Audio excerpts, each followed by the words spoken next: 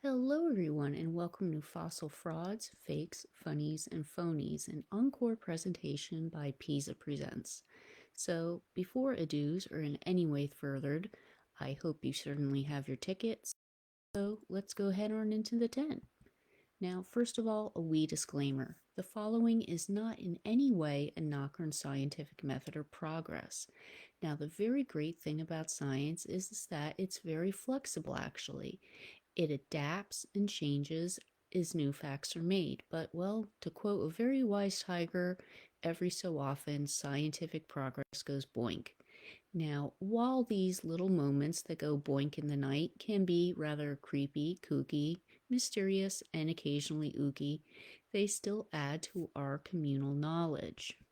Now, so here we go, and let's join our new friends for a look into the tent to see famous moments in science where fossils or related specimens confused or fooled many by accident or on purpose. Now, this one could have been either way, accident or on purpose. So here we're looking at the alicorn friends, which is a catch-all term for unicorn horn. Obviously, unicorns are not real, sadly speaking, for somebody like me that grew up on Lisa Frank Trapper Keepers. Now, these horns were said to prevent poisoning and violence, were very heavily traded from the classical period's on, problem being they were really obviously not unicorn horns. We're looking at narwhal horns, elephant ivory, deer horn, even quartz and other mineral and rock materials. But the caveat to this is that narwhals weren't scientifically described until the 17th century. So does that make it really an easy mistake? You kind of could say so in many ways. Now, Archaeoraptor, elsewise known as the Piltdown Chicken. First of all, speaking as the admin of a Rock and Mineral Club / science page, under no circumstances, never, ever, ever, ever get people to argue on a forum about feathered dinosaurs. Do not do it. Trust me. For the love of God, banish the thought from your mind right now. Just seriously, banish. Now, so what was this?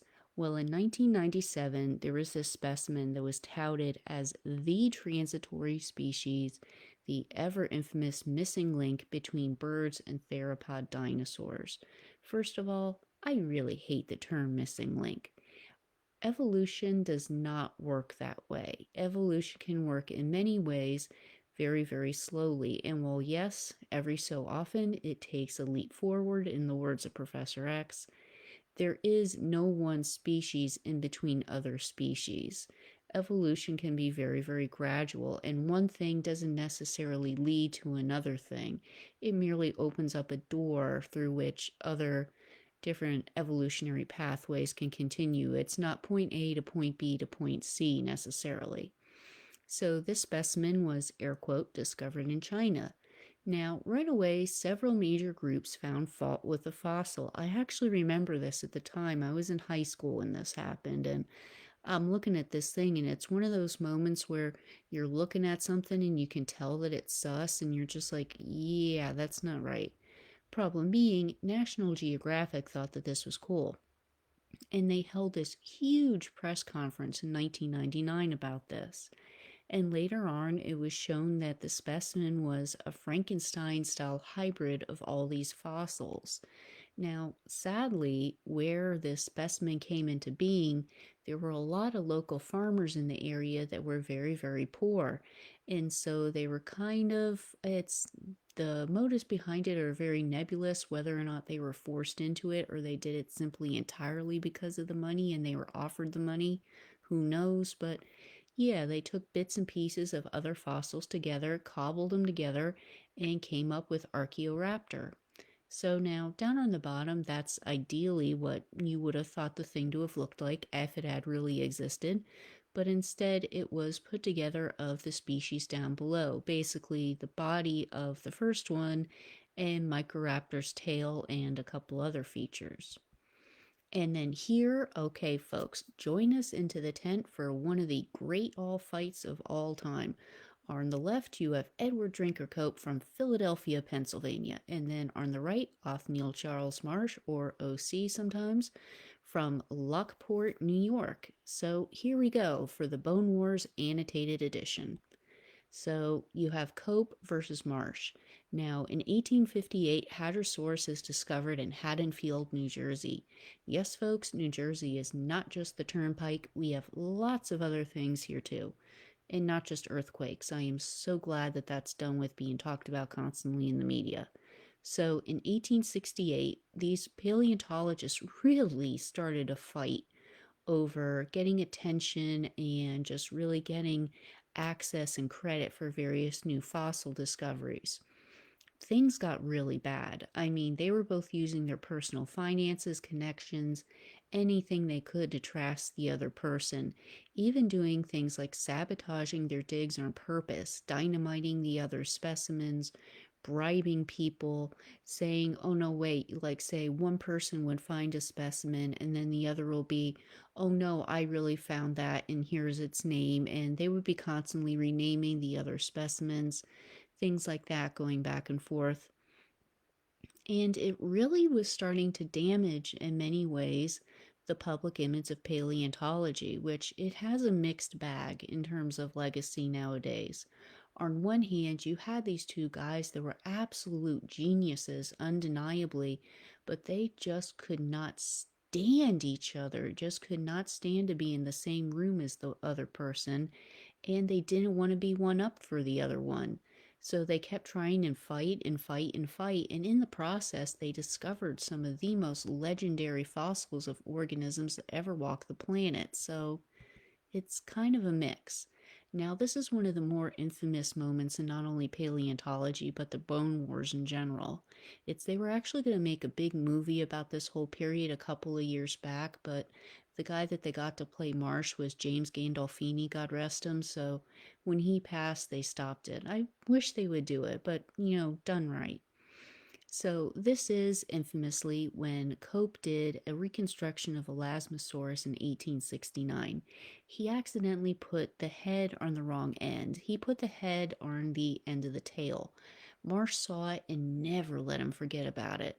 Cope wound up spending a lot of his money at the time. He was born into money, buying up all the copies of this journal that he could just so that he could destroy him because he was so embarrassed.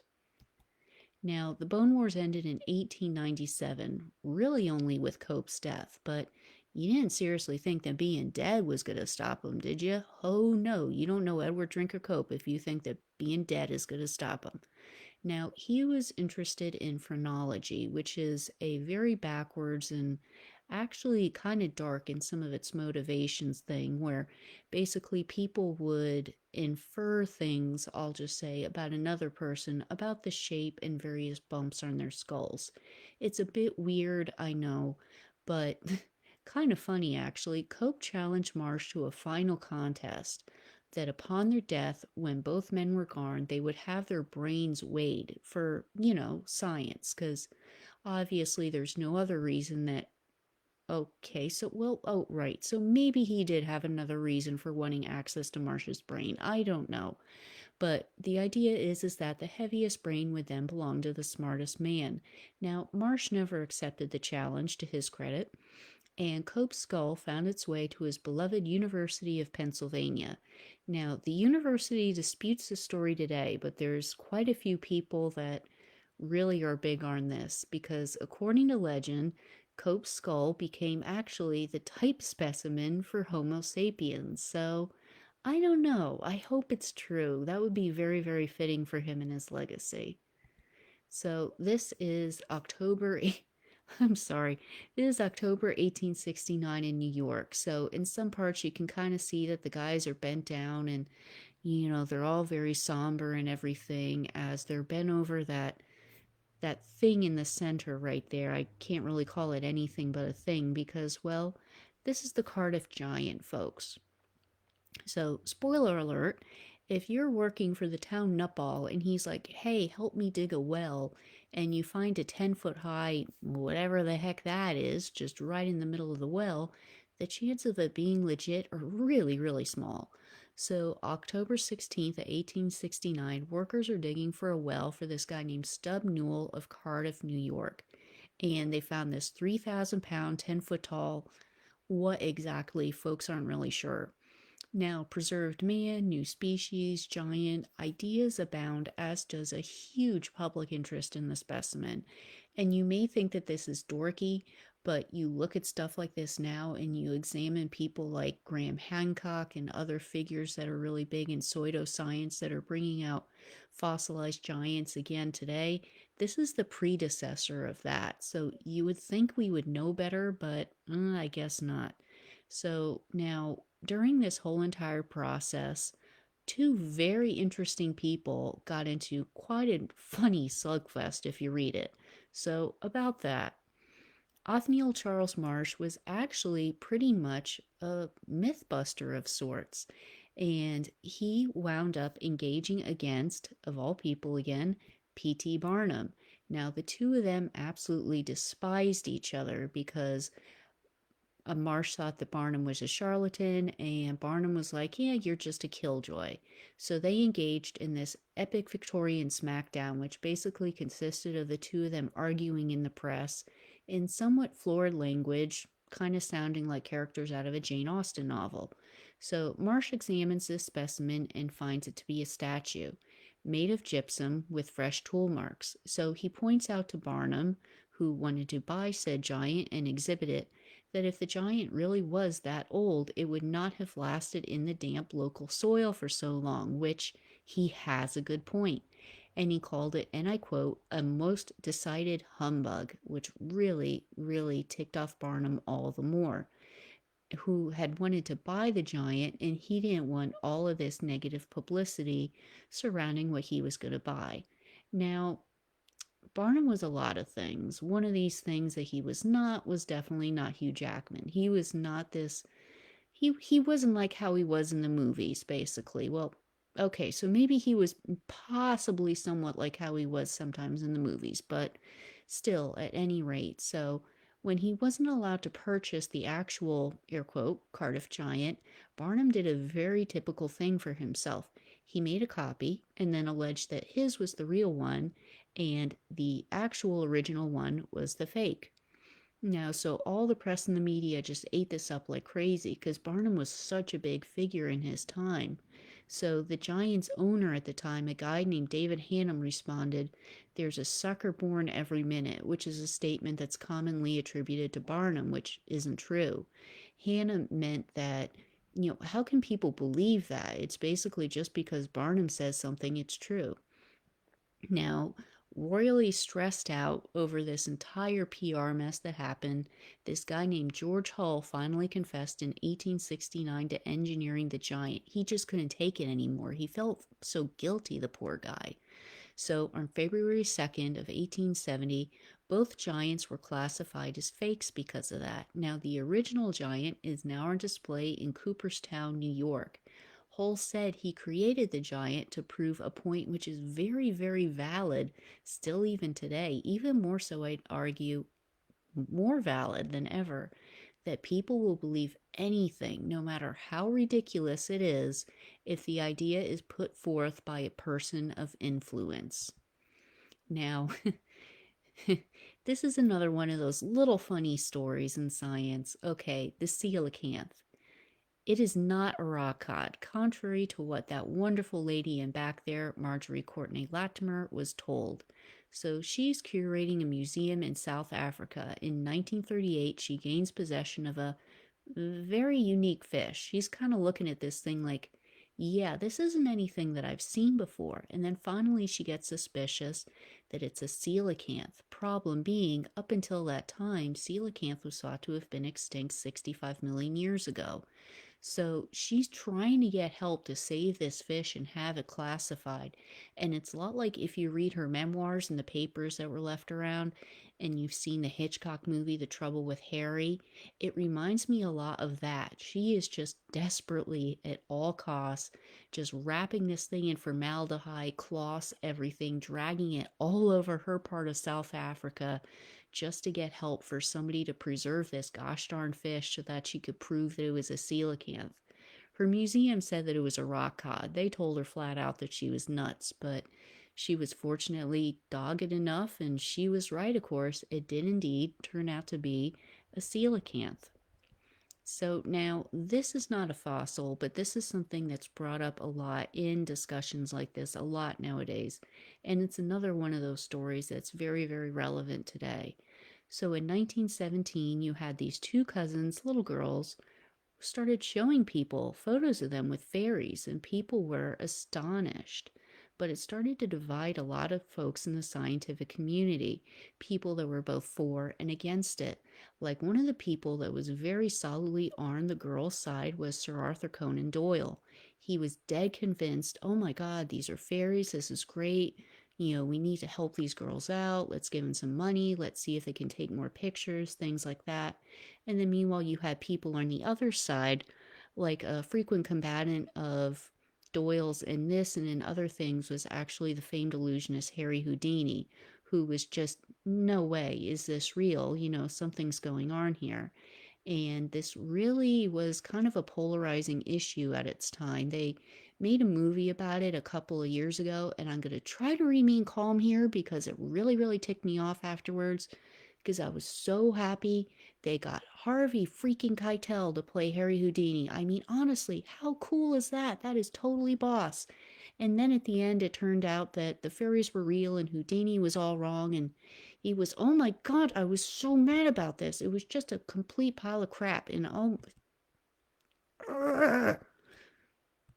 okay, I'm somewhat calmer now. But yeah, seriously, I saw that movie like 6 years ago and I'm still mad about it. So this was called the Cottonleaf Fairies. Obviously, they were fake. They weren't real. So, famous for a few years, interest in the case soon wanes. Later on, both girls gave varying stories, but eventually they both admitted to the photos being faked. What they did was they had this book and they cut out these illustrations and they took hat pins because back at the time people would wear like really big hats and then the ladies would pin them into their heads, or they would use other like say hairpins and they would pin them onto the plants and take the photos that way. Now people had actually seen these pins, but folks were just using the excuse or that they were actually fairy outies, that they were fairy belly buttons, which was kind of bonkers. But the reason that this case is brought up so much today now still is that, well, there's such a concern nowadays over, say, image manipulation and AI. I mean, I follow a lot of pages to do the Facebook page, and I can't tell you how often they'll show something from, say, the Webb Space Telescope and what have you. And people just do all these laugh reactions saying about how it's all AI and everything else. And yes, you should be very questioning of the media and the images that you see. But still, all the same, at the same time, you need to temper that with common sense. And this was really the threshold incident for that, showing people and trying to tell folks, hey, don't always accept things at face value. You got to use common sense with it. And I've noticed that in recent years, it's starting to become more and more mentioned in various circles, actually for that reason. So, Dinner and a Dinosaur. This is a funny story. Well, fun. So, on New Year's Eve of 1853, there had been this artist, Benjamin Waterhouse Hawkins. He created all of these dinosaur models for the Crystal Palace exposition. I'll get into that soon. So, these models were literally the first of their kind, the first dinosaur models ever. And they created a huge deal of public interest, especially considering the guy that was really championing them and behind them, Prince Albert, Queen Victoria's husband, the guy that supposedly was in the can. So now Hawkins invited all of these noted paleontologists and other scientists to an 8-course dinner in the iguanodon model. Invitations were actually the form of a little pterodactyl that you could fold their wings open and closed, which is, oh, that is just chef's kiss, so cute.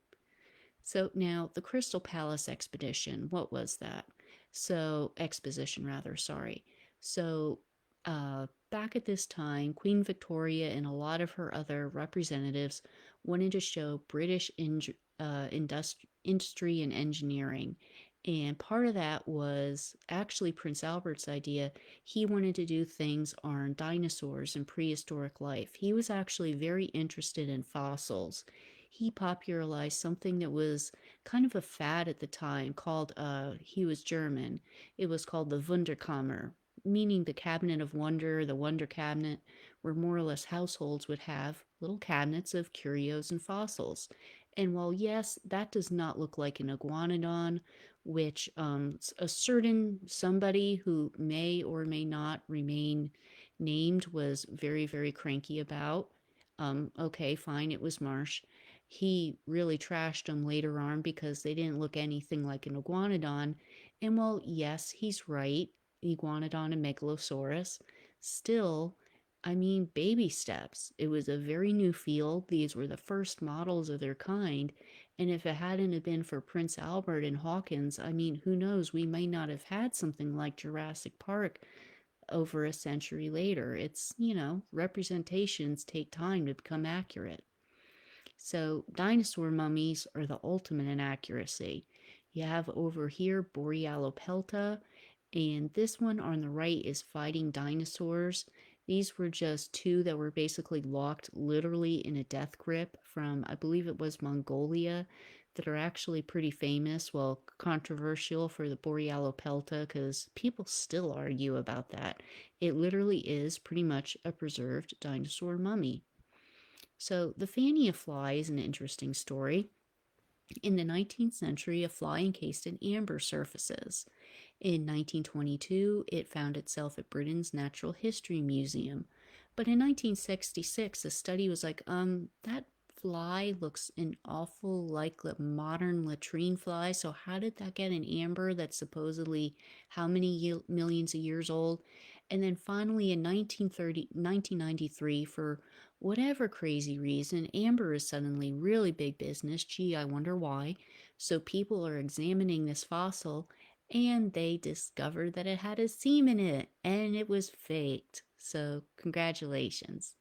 And this is actually a fairly big thing in amber, these fakes like this. There's a term given to them, a German term, Schlauben, where more or less you kind of cut a piece of amber in, put a specimen of a time period or something else that doesn't belong in there, and then you seal it back up. So, the Fiji mermaid, also spelled Fiji. So, it's named in honor of the first of its species. According to legend, the shrunken remains of a mermaid caught off the coast of Fiji. That is obviously not a mermaid. And yes, mermaids aren't real, I realize that, but that's the point. This is just really a fish and a monkey united in unholy taxidermy. So, several people, like, Barnum, for example, immediately began showing their own specimens, many of which are still in museums today. Now, again, why is this one of the things that are mentioned with some of these others in context? Well, the Fiji mermaid was huge for its time, and despite being a kind of macabre fake, it opened up a public dialogue about accepting things at face value and still does today. So, faked fossil footsteps. I am not going to say where this is officially, and I am not going to give any photos of this because I do not want to give these people any more credos for what they have already done. So, this is set in a small town. I have actually been to this place. Now, the story that they come up with is that this man discovered human footprints along genuine dinosaur tracks. He goes to go investigate them to have them looked at officially, but big paleontology slaps him down. Oh no, humans and dinosaurs could not have existed together. But he fought and he struggled on and he got his land recognized and people visit it from all the world. I mean, they had this huge story that's like a bigger work of fiction than War and Peace. But problem being, none of it's true really. So what really happened was that a previous owner of the land earlier to this guy actually advertised in the local paper, and yes, we still have copies of this, for a really weird block party. And the ads basically read in so many words, hey, I want to create this really bonkers tourist trap, so why don't we mess with all these people and just come over to my land? I have all of these dinosaur tracks and we'll carve human footprints next to them. And by golly, that's exactly what they did. And I'm not sure what's worse. just how famous the site is, that they keep purporting to be what they aren't, despite the fact that they literally have the news articles existing where this guy's saying, hey, come over and let's go, fake a bunch of footprints. Or it's sad because they're basically, yeah, it's misrepresentation. So, okay. This, I really, really almost did a huge angry correct of an article that PBS posted the other day, basically saying that, well, this case is called the Magdeburg unicorn. It's often used to kind of cast doubt on science or sort of make comments about paleontology in a snarky way. No, they did not really intend that the fossil looked like that. That's not true. That's just a historical legend. So in 1663, a series of Ice Age mammal fossils was found near Schwarzfeld in a cave. Now, so there's this guy, Otto von Guericke, where, according to legend, he was like, hey, it's a unicorn. But that was sort of in a tongue-in-cheek way. Now, these fossils were described in a book in 1749 as more or less being like, yeah, seriously, this doesn't look okay. You seriously think that this is unicorn? You're kidding.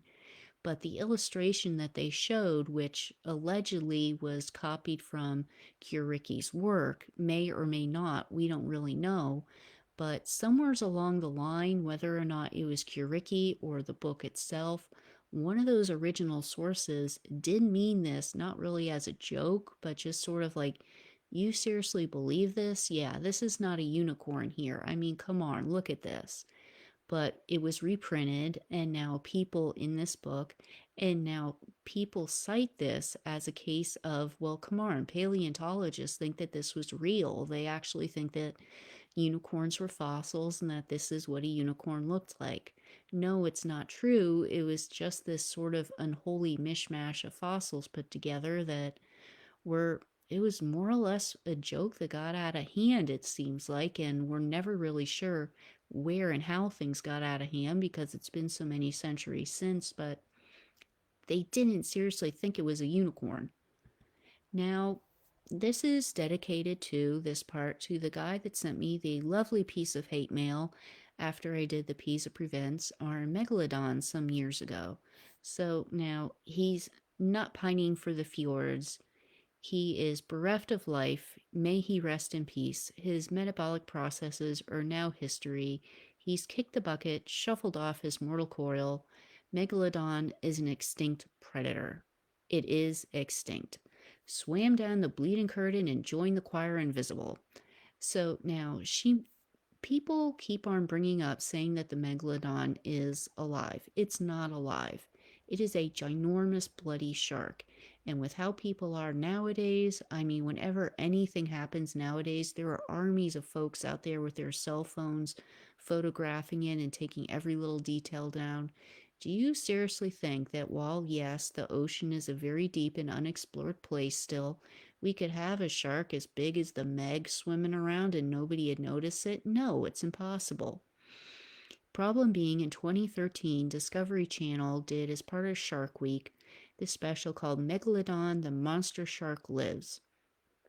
It was a fake documentary, but the thing was that they didn't really present it as a fake documentary, and it's still cited today by people that say that the megalodon was real, and it resulted in this it was a really weird watershed moment for paleontology and science denial because it brought a lot of the people that were involved in it just out of the woodwork, and oh my lord, it was interesting.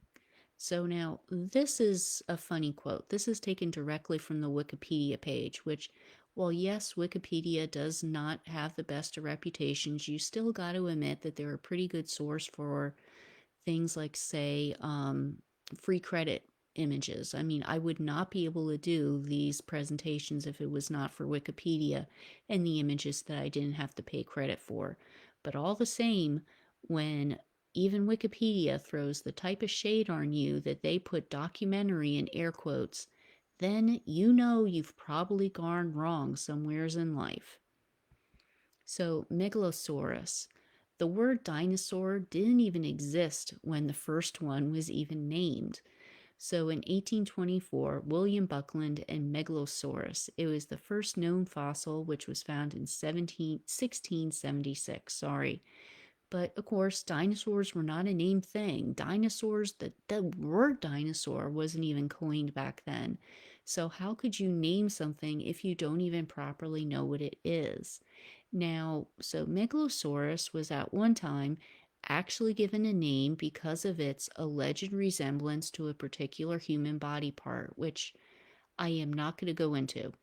So, along with Hylaeosaurus and Iguanodon, the three of them became the impetus for the actual group name Dinosauria. Those are the three fossils that gave rise to the need for the term dinosaur.